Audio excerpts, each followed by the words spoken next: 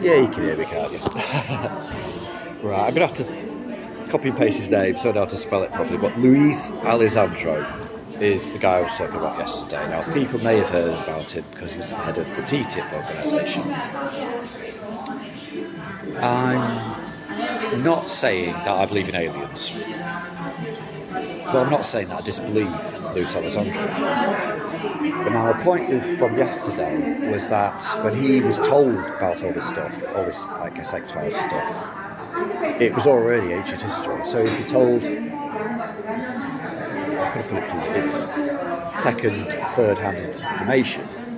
So if you investigate a crashed UAP in the 60s, if you're a scientist, you would be retired by the 90s. You'd be retired by the time Luiz Elizondo is at college, if you see what I mean. And so all his information is second hand, or even third hand. Now, I'm not saying it's wrong, it's just second hand.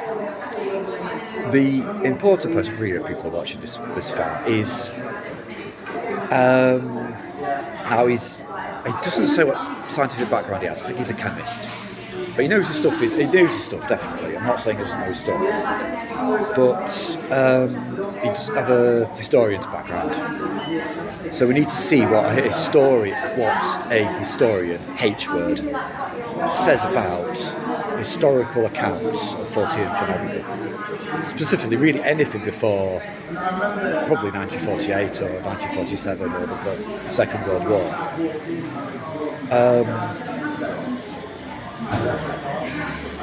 Like I said, I'm aware of this as well. People have seen UFOs for thousands of years.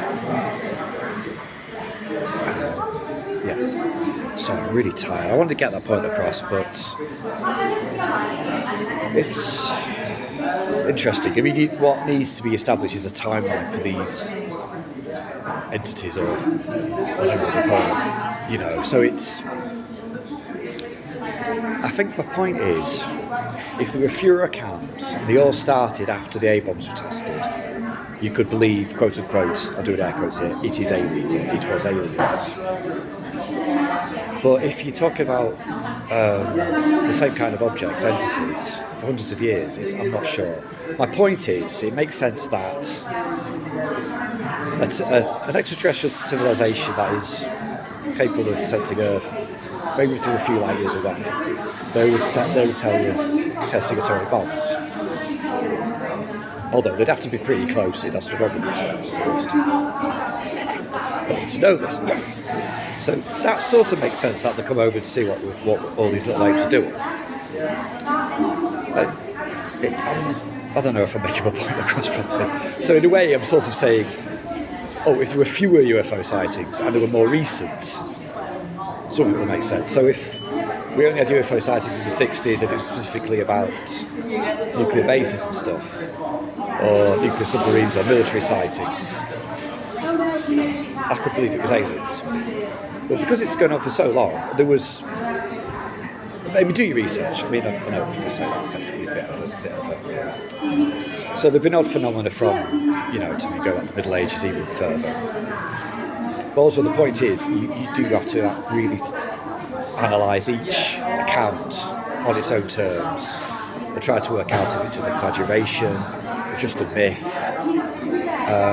People made up all kinds of stuff.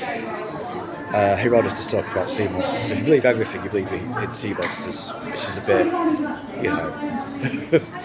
Okay, rant over.